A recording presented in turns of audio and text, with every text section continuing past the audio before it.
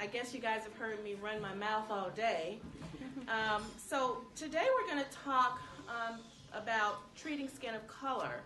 And, you know, we may say, why do we have a whole section focused on treating skin of color? Well, patients of color are the fastest growing segment.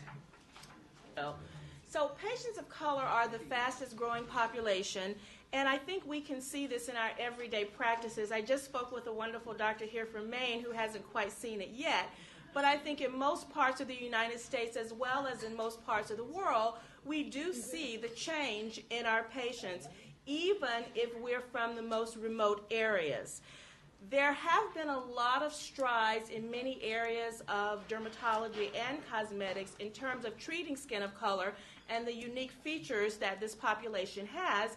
And luckily, this does include lasers. However, laser is one of those tricky areas where, depending upon the type of laser modality, there can be a lot of challenges that we face.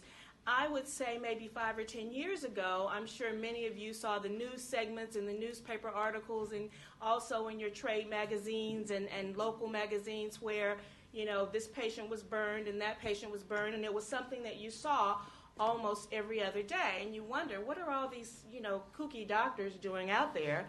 But that really actually was not the case. It was just that we didn't have the education and the knowledge to utilize these modalities, or the right modalities, in fact, on skin of color.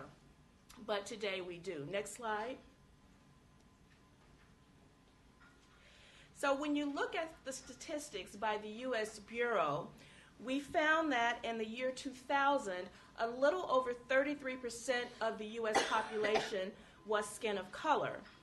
I would say during that time, and even 5 years ago when I would lecture, the statistics told us that by the year 2050, that a little greater than 50% of the U.S. population would be skin of color. But as you see here today, that number has decreased almost by about 10 years. So it's growing faster than we think, because by the year 2040, 2042, about 50% of the U.S. population will be skin of color. And so it would behoove every practitioner, whether you're an internist, OBGYN, certainly dermatologists and cosmetic surgeons, where the skin certainly has different features, to know the nuances of different ethnic populations and different skins of color. So when we talk about skin of color, what exactly are we talking about? We're talking about persons that have different genetic makeups. We're talking about unique properties of the integument, and we're talking about physiological responses and physiological changes, how you respond to the sun. Next slide. So, and we're also talking about, when we look at these are just a few. So African, Asian, Middle Eastern, you can have people from African countries that have type 2 skin. You can have people that are Middle Eastern that have type 2 skin, and some Caucasians that have type 4 skin. So I caution you and caution my colleagues to don't really just take it for face value. Have a brief conversation with your patient and find out about where they're from. You know, where are your parents from? Where were you born? Where were they born? Because if there is pigment in the skin, it can make a difference, especially for lasers, but also for other cosmetic procedures in terms of the response and the reaction to the procedure. Next slide. This is just the Fitzpatrick skin classification that we're all very familiar with. This also has become, is still very useful, but there is some limitation to its use, because you can't just segment this is type 6 and this is type 5, because as we see now, especially with the interracial marriages and the mixing of couples, that it is so across the board that you really, it's becoming harder and harder to just put each patient into a neat little category. Next slide. What are the risks when we are dealing with skin of color? There can be many greater risks involved when we talk about cosmetic treatments, but two of the primary ones are healing because of the difference in the fibroblast response and the collagen response, and the other is pigmentation because of the difference in the pigmentary responses. Next slide. This is just some background information looking at deeper into the skin of color and comparing it to the different skin types. And this focuses on the melanosomes, which is one of the primary structures in the skin that is different. And we won't go through each category, but in the Caucasian skin, the melanosomes are aggregated. In the darker skin, the black skin, it's non-aggregated. In Asian skin, it is also more aggregated. So it's very different in different ethnic groups. Next slide, please. I like this slide because I find it very interesting, and I find that a lot of people are still very confused about what actually is going on with the pigmentation, the melanocytes, and the melanosomes.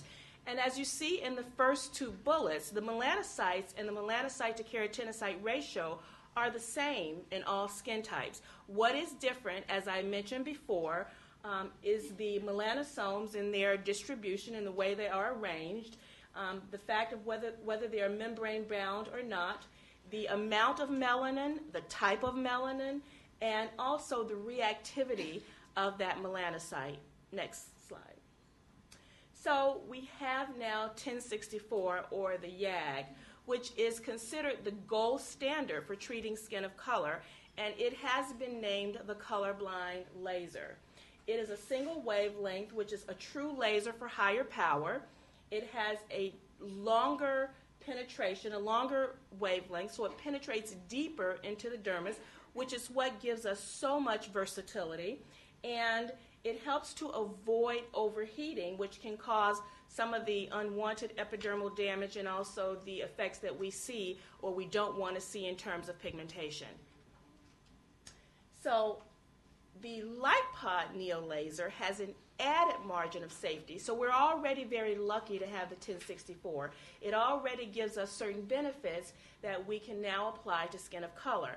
Now we have the LightPod Neo laser, which gives us even greater benefit because of the unique microsecond pulse technology, the 650 millisecond pulse width.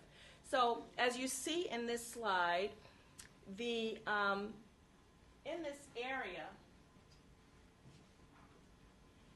in that first area is actually where the Neo laser works. It has a much stronger delivering of higher power, but yet it dissipates quickly. And what that does is it allows us to avoid collateral damage done to surrounding structures. A lot of the problem with lasers is the collateral damage that's done. So you hit your target, but then you hit a lot of other things that you don't want, and that's a major problem. So the 1064 lasers, the other ones, do also hit that target, but the cooling after it hits that strong power is spread over a much longer pulse width, and so you do have much greater collateral damage than you do with the Neo laser. Next slide. So the 650 millisecond pulse width heats the target tissue quicker. It dissipates that heat much sooner, and so you have less collateral damage. It avoids overheating the epidermal melanin, which gives us less pain and less of pigmentary risk, and it eliminates the need for cooling modalities such as the gels and the sprays and even a special cooling tip.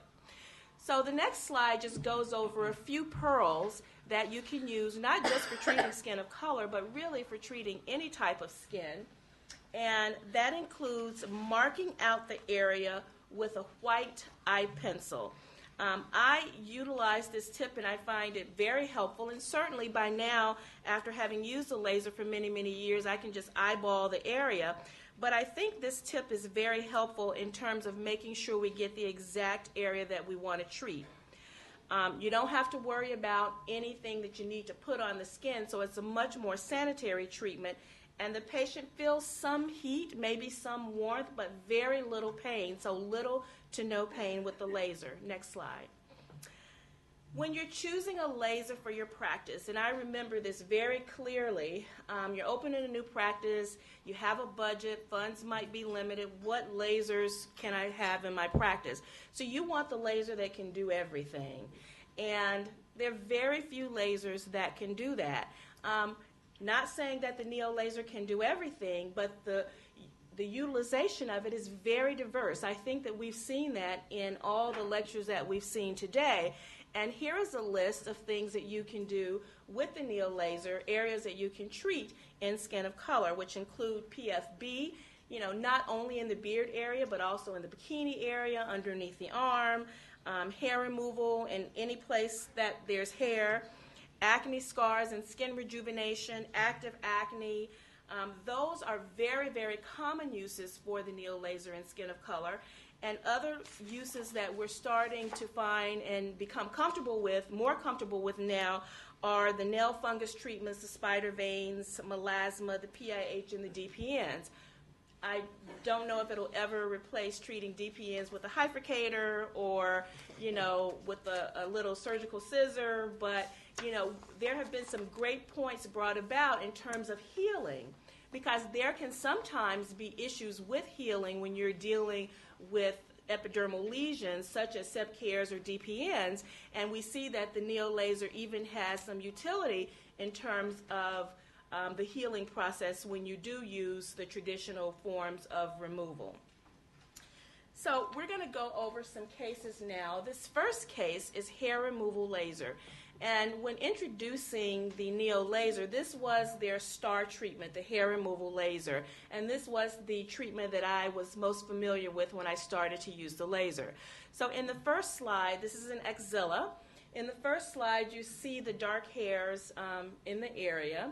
And the second slide, after the patient received 3 treatments at 18 joules per centimeter squared, so not very, very high settings. Treatment mode of 5. So I know that we've been talking about, joules per centimeter square, and you don't quite see that on your laser when you're dialing it in, but this is treatment mode 5 when you're dialing it in. The pulse width of 0.6 milliseconds, a spot size of 6 millimeters, only 1 pass, and this is 11 and a half months after only 1 treatment. So this is an absolutely incredible, 3 treatments. This is an absolute incredible response even after 3 treatments, with those very moderate settings. Any questions about that? So this next slide kind of just goes over the protocol that's used when treating skin of color. So we're using the 650 micropulse. In skin types 1 and 3, the rules are the same as we discussed earlier, so I'm not really going to review that. We actually briefly discussed already the fluences that we use in skin types 4 through 6, so they're 18 through 28. You can actually increase that very carefully. If you get to a point where you're not seeing the response that you want, then you can increase that, but you have to do it very carefully. The number of passes, you want to start out using 1 pass. So, as a novice to lasers many, many years ago, I erred on the conservative, and I still do that, especially when I'm trying out a new use or a new device. So if you're relatively new to using the Neo laser, I think you'll be surprised. Err towards the conservative, and you might very well still get great treatments. And if you're not getting the outstanding treatments you want, let's say you tell a patient, you model after the picture we just saw, you need 3 treatments and you'll get a good response, give them the 4th treatment for free, and it's because you're in that learning phase. And what we can tell you is that, and what I utilize, and we can ask our panel at some point, is I tell everyone that they need at least 6 treatments plus maintenance. And that maintenance depends on you, your genetics, and how your hair responds, and how thick it is, and those sorts of things. So we do go through the whole process of kind of learning about the patient, as well as we mentioned earlier, the effect of hormones, whether they're polycystic, the workup that needs to be done. We went into a pretty deep conversation about that. I won't repeat that. all of those rules still apply. And so you need to still do those things. If you need to send them to their OBGYN or endocrinologist, do that. But you can get very successful treatments. And here it says 3 to 6 sessions. I always tell them 3 sessions plus maintenance. And if it happens, I always tell them 6 sessions plus maintenance. If it happens in 3, they think I'm a miracle worker. So let's have Dr. Juliet Hepburn now to go over her case.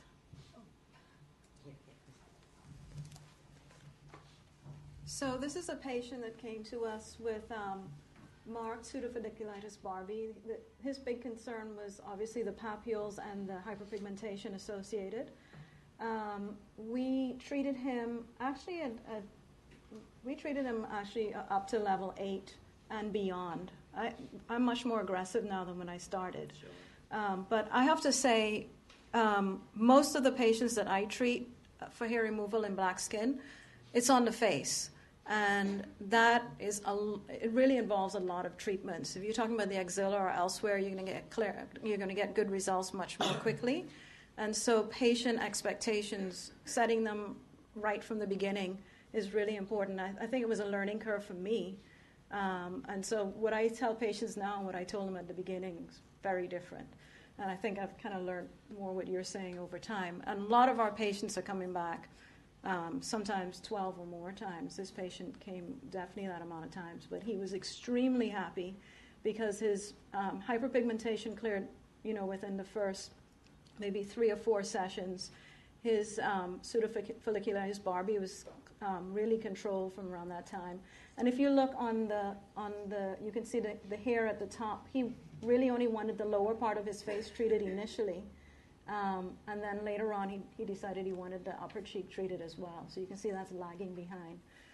He doesn't even come back to us anymore. I've seen him recently, and he hasn't even had to come back for maintenance actually.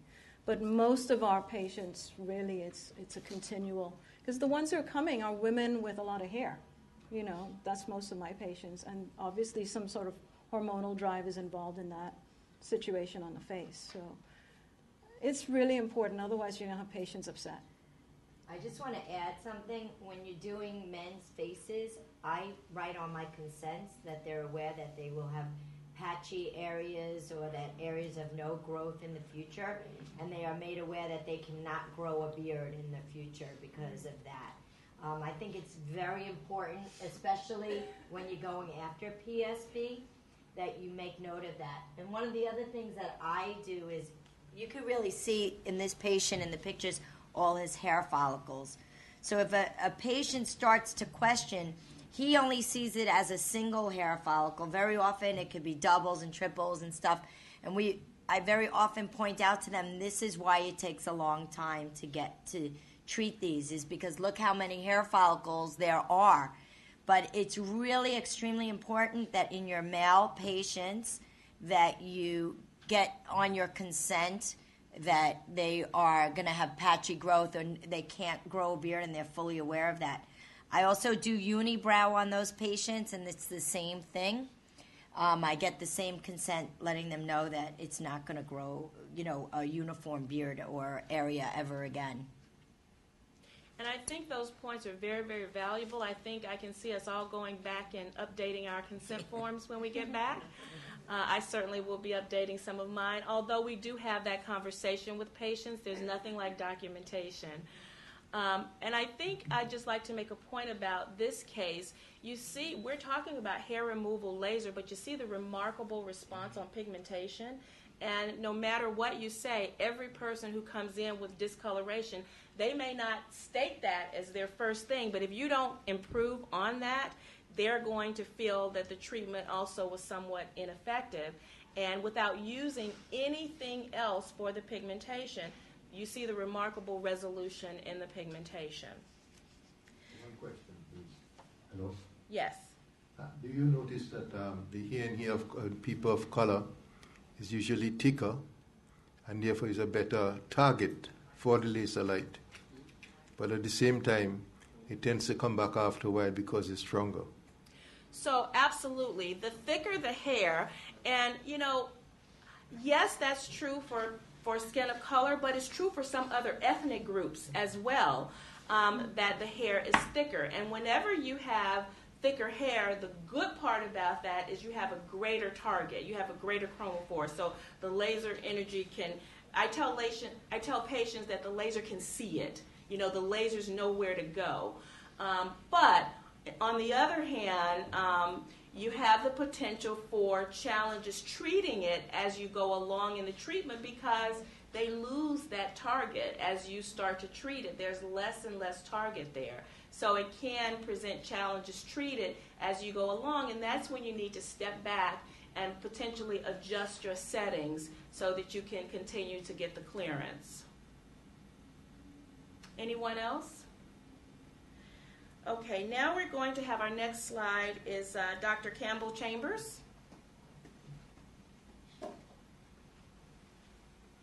Hi, this patient, she came to us primarily for hair removal, but she also had some lesions of pseudofolliculitis barbae and post-inflammatory hyperpigmentation. Now, her first treatment, and I agree with everything that has been said so far, her first treatment was at a fluence of 21 joules per centimeter squared, which is level 6. And then after 4 weeks, she had her second treatment at 25 joules per centimeter squared, which is level 7. And her third treatment, she came 6 weeks later for another one at 25. And this picture was taken about 3 months after that third treatment. So she was very happy so far with the improvement. I should also mention that she also has polycystic ovarian syndrome, and she's been treated by her gynecologist as well. She's now to date had about 8 treatments. In the last 4 treatments, she tends to come about every 3 months or so, but she's very happy, and I agree, as the hairs get thinner, you need to increase that fluence. She's now at a 5 millimeter lens with 41 joules per centimeter squared. So don't think that you're unable to use these settings in skin type 6. But I always test spot before every treatment. What I'll do at the end of my laser session, if I suspect that I need to go higher, I do the test then and there. So when they come back, I just go higher comfortably.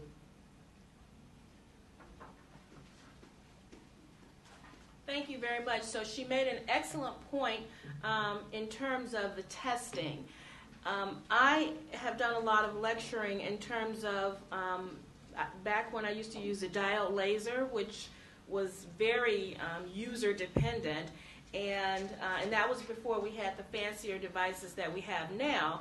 I worked with companies and utilized the diode laser and talked intensely about testing. You got to test. And after I became familiar with the Neo laser, I still lectured and talked about testing and what a proponent I was of testing. And then I started saying to myself in my mind, do we really need to test anymore? Because it is such a safe and effective device. I still encourage everyone, especially when you're using a new laser modality, to test, because you can stay out of trouble that way, because you never will know how a patient might respond for many different reasons, whether it's mixing of ethnicities, whether it's something that they've used that they haven't told you about, and we've heard stories about that earlier today. So I think it's always a good idea to do testing first and see how, if you're able, and see how the patient will respond. So Christine?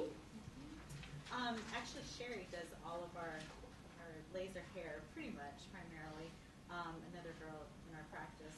But this has always been a huge... Do you mind coming to the podium? Sorry, just so everyone can hear. Sorry. Getting comfortable after lunch. So anyhow, as I was explaining, we have a nurse that does most of our laser hair removal, and so she will also treat acnetic patients along with our laser hair patients. But this was just after one treatment, and of course this is a huge concern. Whenever you get PFB, I mean, it's bothersome, it's painful, it's irritating. So it does a great job with it. She ended up using the 21 joules with a 0.6 millisecond and a 6 millimeter one pass. So she wasn't that aggressive, honestly, with this one. So had a good response. And aggression isn't always what you want, you know? I mean, if you can get it done at lower joules, then do it. So, and then you can always go up from there. Thank you. So if you remember that picture with the pseudofolliculitis barbae, as I mentioned earlier, you can also see those types of pictures, especially in the bikini area, with women shaving in the summertime. And you want to follow the same rules. Keep in mind the bikini area is a little bit more sensitive, and especially when you start to do Brazilian or almost complete Brazilian, that area is a little bit more sensitive, so you may have to be a little bit more gentle with your settings. And as Christine said, you don't always need to be aggressive to get good results. These are some of the settings that you've seen in the cases that we've just presented, but that Aerolase has prepared for you as a guide.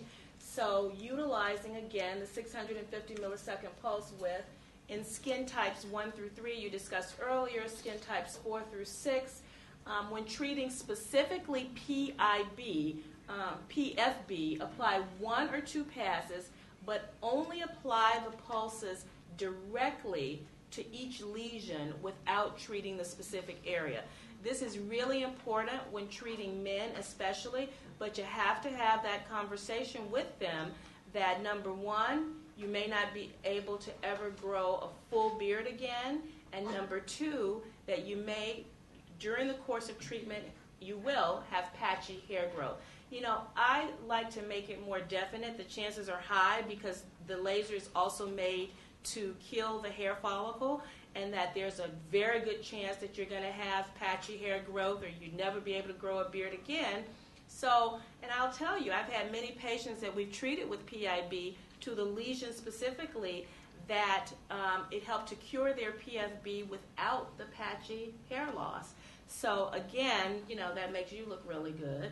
But you want to warn them of that because the reality is that for the average patient, they will have patchy hair loss. So just a few other highlights for treating pseudofolliculitis barbae. If the skin around the lesion is very dark, you want to stay on the lower range of fluences and assure that the hair is clipped very close to the skin. And as you discussed earlier today for the types 1 through 3 skin, what you really want to do is to have a little bit of hair right above the skin, and you want to look for that singeing, and you also want to look for perifollicular edema and erythema. You don't want to see a charring. So when you see a charring, you know you've gone too far. So again, the same rules still apply. It's just a little extra edge of caution that you need to be aware of when treating skin of color. Occasionally, as we mentioned earlier, slight pressure in the area can distract them from the pain that they may feel during the treatment. However, this has really not been a problem. With hair removal laser, you can use a numbing cream prior to the treatment for people who are just really, really sensitive. I never use a numbing cream during the testing phase because when you're testing them to find out what's the highest setting that they can tolerate, you want to be able to see their response. And if you can get away without using numbing altogether, it's even better because you want to be able to see their response during your actual treatment as well. If you're using numbing cream, you just have to really have an eagle's eye and watch the skin during the treatment. Resolution of the laser can also result in diminished hyperpigmentation, and I think we've seen many examples of that. Next slide. So this next case, I'm going to ask Dr. Raj Kumar to come up.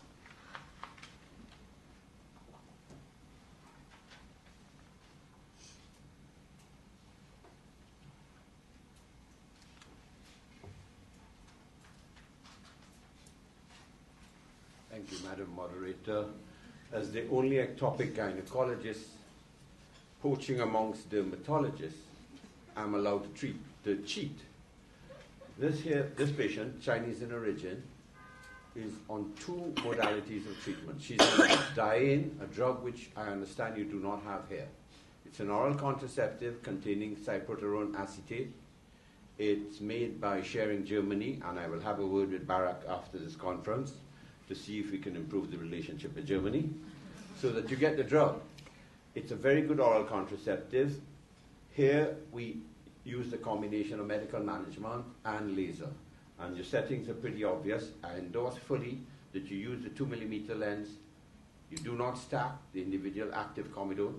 You just one pulse and you're happy. For the craters or ice picks as they're referred to, your 6mm, 3 passes, and you're good to go. Thank you very much.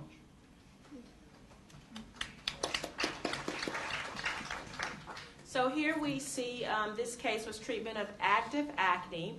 And again, the same rules apply that you use in skin types 1 through 3 with some additional pointers that Dr. Raj Kumar has shared with us. Next slide. Okay, I'm sorry. Back. Yeah, back. So this is a case by Doctors Azwudu and Nady that I'm going to discuss today with you. So this is a patient. If you can just lower the lights a little bit, because can you see the acne lesions? Yes. Okay.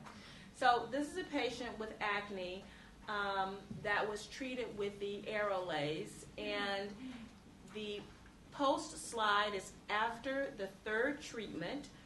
They utilized 18 joules per centimeter squared with a spot size of 6 millimeters, and also 159 joules per centimeter squared with a spot size of 2 millimeters. So the 3rd treatment had the same settings, but without switching to the 2 millimeter spot size. So the first 2 treatments, they used 2 passes of the 6 millimeter spot size at 18 joules per centimeter squared, and 1 with the 2 millimeter. The 3rd treatment, they did all 3 passes at 18 joules per centimeter squared with significant resolution of the acne and the post-inflammatory hyperpigmentation. This patient was also utilizing cleansers, serums, and sunscreen, and a retinol-based night cream. So not a prescription retinoid, but a OTC retinol-based night cream. So again, here are the parameters that Aerolase has provided for us to use as a guide. 6 millimeter lens, up to 28 joules per centimeter squared at 3 passes, and then the 2 millimeter lens at 159 joules per centimeter squared, 1 pulse per lesion. That's for skin types 1 through 3. In skin type 6, it is suggested as a guide not to use the 2 millimeter lens. However, as you see, once you become more familiar with the laser, you can add that in if you see fit. The sessions are spaced apart 1 to 2 weeks, and they're about 3 to 4 sessions. We had one patient who was very resistant to all acne treatments, had very extensive nodulocystic acne, and we use this modality on her with great success. We also, though, did use oral antibiotics as well as topical retinoids. We saw a case earlier today where the doctor had utilized, for the very severe acne and scarring, had utilized the 2 millimeter spot size in a darker skinned patient earlier. So it can be done, but if you're new to the laser, I would probably shy away from that in the beginning until you feel comfortable. Next slide. So this is a patient of ours that came in and with a history of many, many years of acne, having utilized several courses of Accutane or isotretinoin in the past, and his acne was currently inactive, but he was left with the significant scarring. And I think these slides project pretty well, but if you can see in the before treatment, he had just, his cheeks were full of rolling scars, just tons and tons of scars. And he really wanted a clear, smooth face, and I told him absolutely we were not going to be able to provide him that type of skin, but we could probably make some improvement, and he wanted to go ahead with the treatments. So we actually, and this was pretty early on, in my career. So we actually was very conservative with the settings for him and stayed at 21 joules per centimeter square. We did do 10 treatments on him, but we gave him a very good price for the treatments because, again, this was very early on in my career, and, you know, our promise is to do no harm. So as you're learning, you want to do no harm. We did 3 passes, and he was just delighted with the results that he got. And so those were very good results. So certainly I think utilizing the Aerolase, he could have gotten these results much quicker. And even using higher settings with the Neo, he could have gotten these results much quicker. But this was an excellent outcome. It just goes to show you what you can do. And, you know, most patients are not going to want to come back that soon. But he was also a patient that was very scary and didn't want to, you know, have any side effects. So if you have a patient like that, they have to pay for it. And did you put filler in him too, or is that just... Not at all. Just from laser. What was the question? So the question was, did we use fillers as well to help improve his scarring? And we did not. It was strictly from the laser. Yep. He just got really improvement. She was just noticing the nasolabial folds, the improvement there. But he did have 10 treatments, so. Right, so he had a skin tightening effect. Exactly. That's most of my acne treated patients and rosacea patients get the benefit of the skin tightening, and that's what you're seeing here is that benefit as well.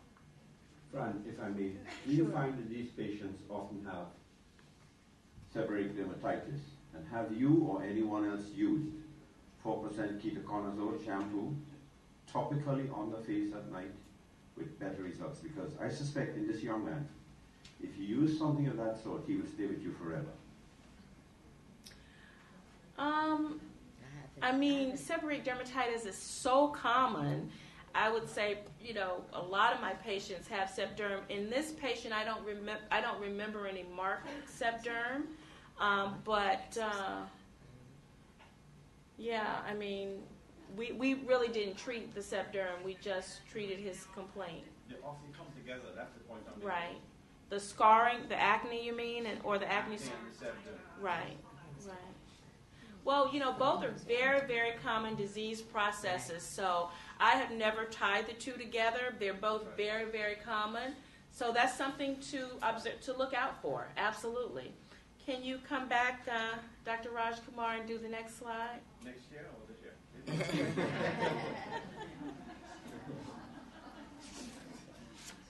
I thought that was an invitation to pay my passage for next year. Okay, East Indian population, half of our population, we're 1.5 and have a very good carnival. Half of our population is East Indian in origin, and you get girls of this sort coming forward with their craters or ice picks, as you call them. And as stated there, we're just very happy in getting reductions. Someone mentioned that you don't get rid of the craters altogether. Have a look at that slide and form your own opinion.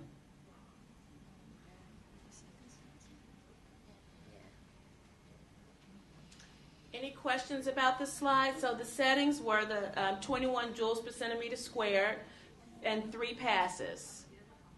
And those were the terrific results after. So again, the protocol is very similar. However, in skin types 1 through 3, in the jawline and neck, you're going to use higher fluences. In skin types 4 through 6, you're going to use recommended fluences are 21 to 24 joules per centimeter square in the upper face and 31 to 36 joules per centimeter square in the lower face. 3 passes per treatment area. 4 sessions initially are recommended. I always recommend 6. I think 6 is a safe number. And if you stick with 6, you don't have to remember another number.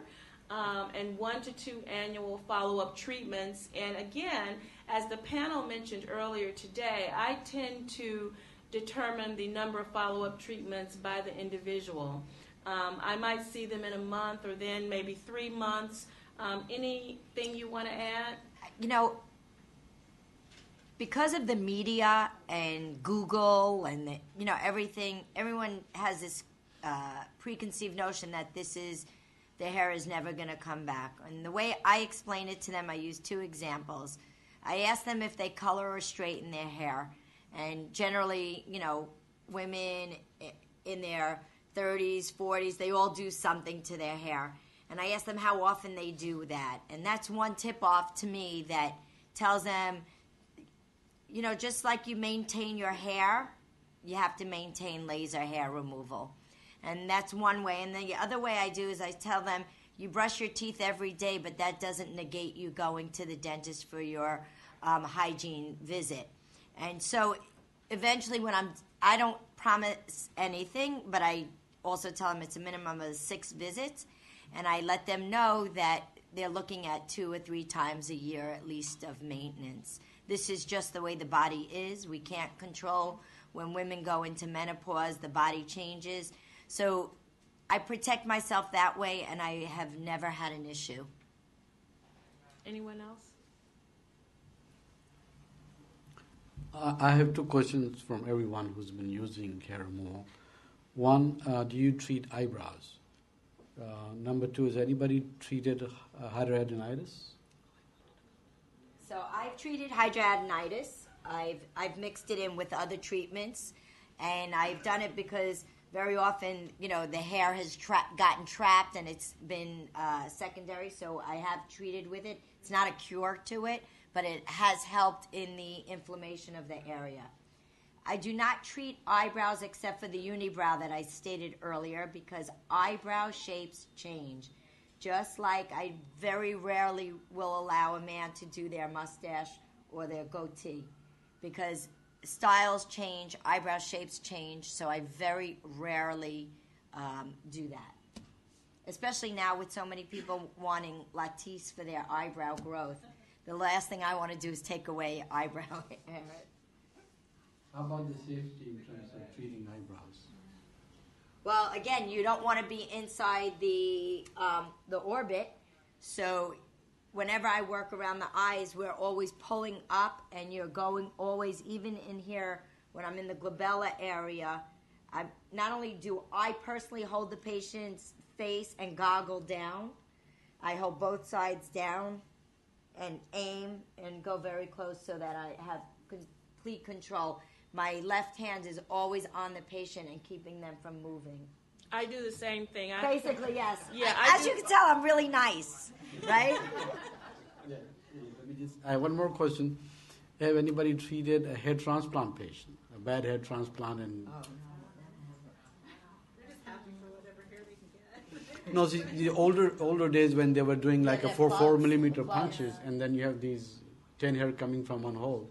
No, I treat ears. Yeah, ears. Yeah. I've done my. But when you treat ears, put a cotton ball in, so that you don't get anywhere near inside. Yeah. That was my other question. There's no effects as far as shrinking the cartilage because with electronics you can't. So did anybody do they have the experience? I have never seen that. A lot of earworms? I haven't treated the ears. No, I've treated my own ears. I never had any problem. I can't hear you, but.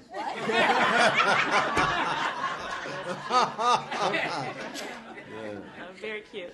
So we're going to move on, but in essence, one question. Oh, okay, go ahead. As you know, syringomas are one of the most difficult things to treat, and I was experimenting with the Neo, and I think it is a modality that we should think about. As you said, pulling the skin away from the eye and using it. I would like to know if anybody has tried it for syringomas, and particularly the views of the ophthalmologist. So they gave us some settings with the ERA for syringomas. Just very quickly, what are your settings that you've tried with the Neo? Almost identical to hair removal. Okay. But has anybody tried it for syringomas? No, I use ED and C. Yeah, not here. Yeah. So, I do. but I think that's something that we can look at. I just want to, before we move from this, if you read the bottom line, consider combining microdermabrasion when you're doing the laser for scarring. And I failed to mention that on that patient that I treated. I definitely did microdermabrasion before each laser treatment. So we combine microdermabrasion with laser. And if I'm doing it for scarring, I always do microdermabrasion first. That's great. Before means the same day? The same day. So we do microdermabrasion first. And then if it's just using a diamond, you don't have anything to wipe away. If it's using crystals, you wipe the crystals away, make sure they're completely gone, and then do the laser right on top. And the way I explain it to patients is that the microdermabrasion primes the pump, and then the laser really gets it stirred up. And I've done it on all skin types, on the darkest type 6 skin as well, without a problem. Yes?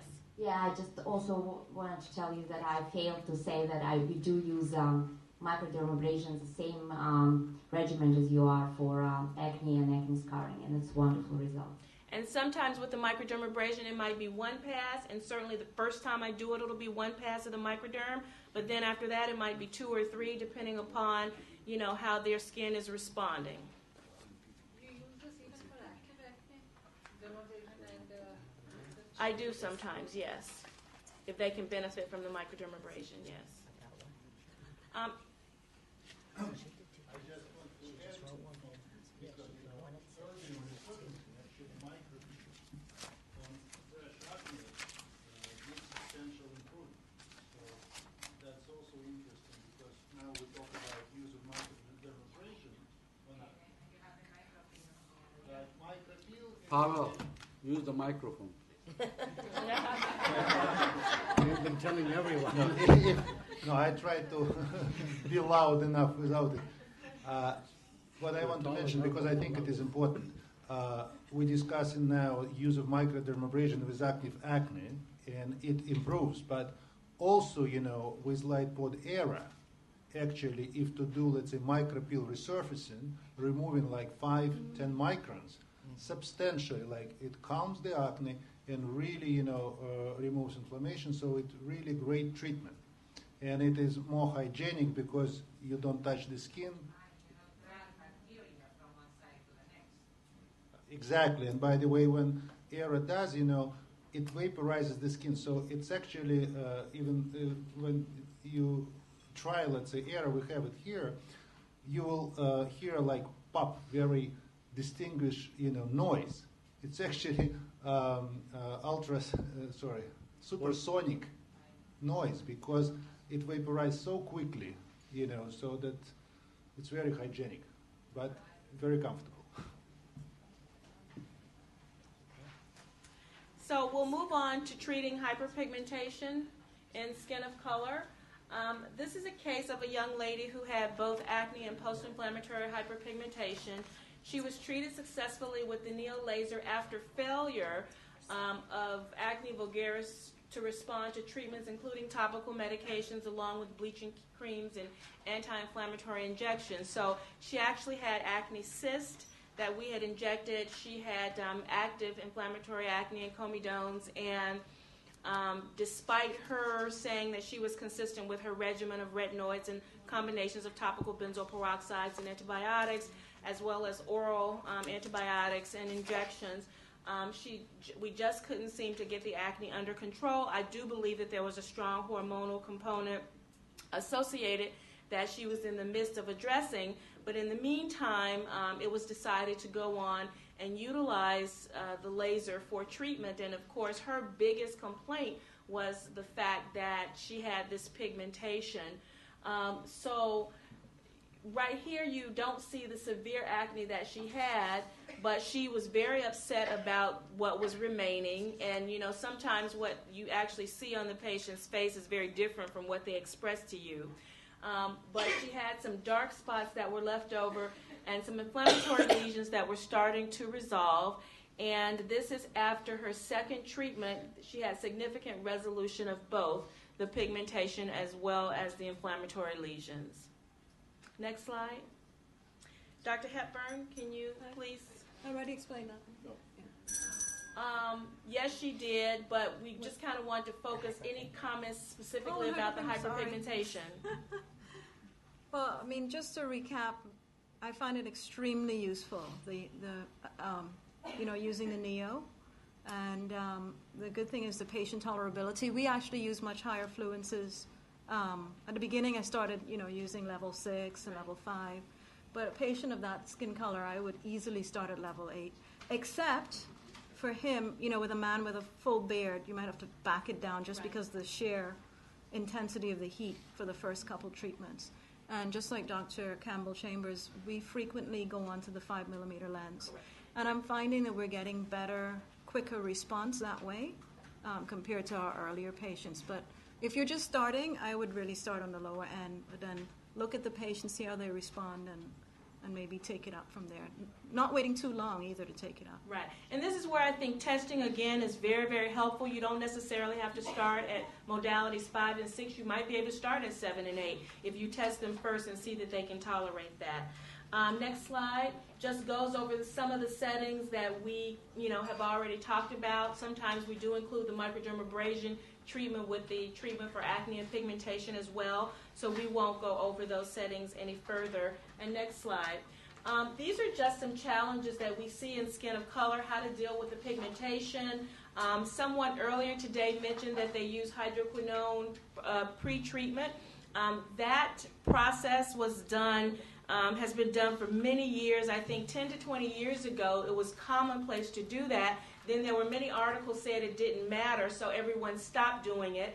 And I was one of those people who did it at first and who don't do it now, unless I'm treating them for hyperpigmentation with their acne already. So if they just have acne or hair removal, and that's what they're treating, and we don't need, we're not focusing on the pigmentation, I do not add hydroquinones just as a safety mechanism. Hypopigmentation is always a possibility if excessive energy is used, so you want to be careful about that, but that's in any skin type. Obviously, it's more visible in people with darker skin tones. Laser ablation is possible. We addressed that earlier. Dealing with keloid tendency is pretty much the same. You just want to be real careful and not use excessive energies. And we talked about removing lesions like DPNs. Any other tips from the panel before we close out on skin of color? Fran, you touched upon something. In these cases, we're not using pre-treatment, but we missed melasma earlier.